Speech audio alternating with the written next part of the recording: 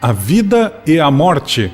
Perguntas 68 a 70. Qual a causa da morte nos seres orgânicos? Esgotamento dos órgãos. Poder-se-ia comparar a morte à cessação do movimento numa máquina desorganizada? Sim, se a máquina não está bem montada, a mola se parte.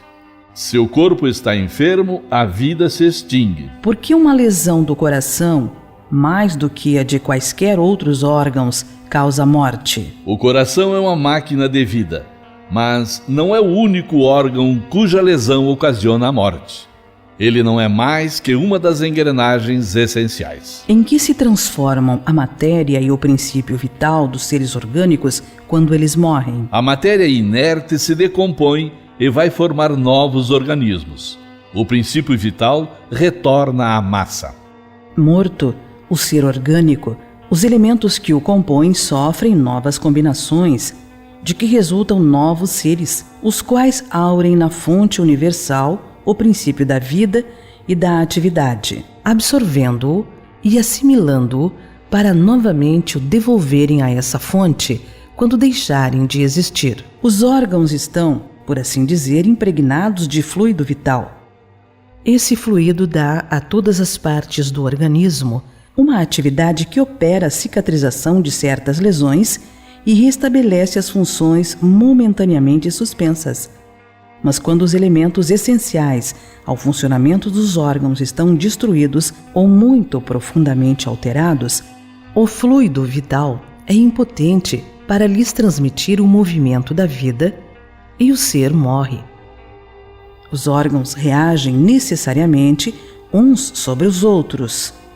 É da harmonia do conjunto que resulta a sua ação recíproca.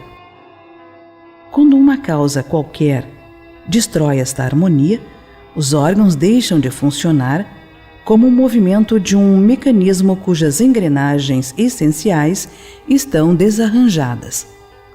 Dá-se o mesmo com um relógio que se desgasta com o tempo ou se danifica por acidente. A força motriz é impotente para fazê-lo funcionar. Num aparelho elétrico, temos uma imagem mais exata da vida e da morte. Como todos os corpos da natureza, esse aparelho contém eletricidade em estado latente. Os fenômenos elétricos só se manifestam quando o fluido é posto em atividade por uma causa especial. Então se poderia dizer que o aparelho está vivo. Vindo a cessar a causa da atividade, cessa o fenômeno e o aparelho volta ao estado de inércia.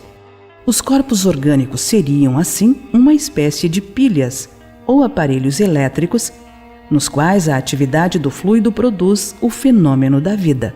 A cessação dessa atividade causa a morte. A quantidade de fluido vital não é absoluta em todos os seres orgânicos. Varia segundo as espécies e não é constante no mesmo indivíduo, nem nos demais indivíduos da mesma espécie.